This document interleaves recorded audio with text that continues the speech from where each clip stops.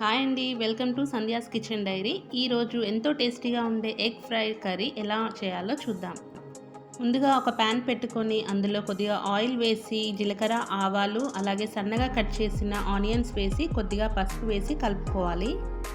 తర్వాత ఇందులో ఒక 4, 5 ఎగ్స్ని పగలగొట్టి వేసుకోవాలి.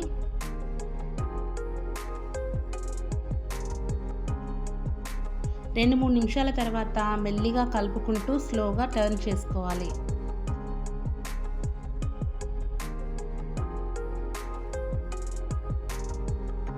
కొద్దిగా హాఫ్ టీ స్పూన్ సాల్ట్ వేసుకొని కలుపుకోవాలి.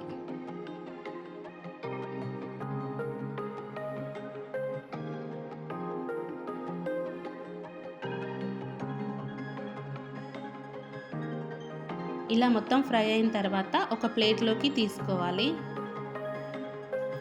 మళ్ళీ అదే కడాయిలో కొద్దిగా ఆయిల్ వేసుకొని జీలకర్ర, ఆవాలు వేసుకొని ఆనియన్స్ వేసి ఫ్రై చేసుకోవాలి.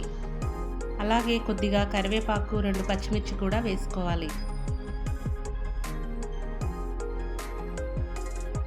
పసుపు వేసుకొని బాగా కలుపుకోవాలి. ఆనియన్స్ ఈ విధంగా ఫ్రై అయిన తర్వాత 3 టమాటాలు సన్నగా కట్ చేసి వేసుకోవాలి.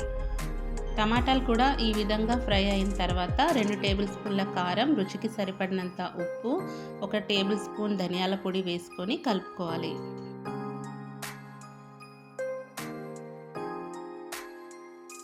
ఇప్పుడు ముందుగా ఫ్రై చేసుకున్న ఎగ్స్ని ఇందులో వేసుకొని కలుపుకోవాలి.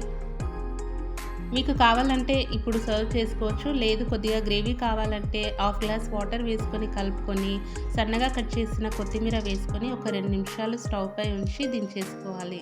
ఇలా చేస్తే ఎంతో tasty egg curry ready. Bye friends.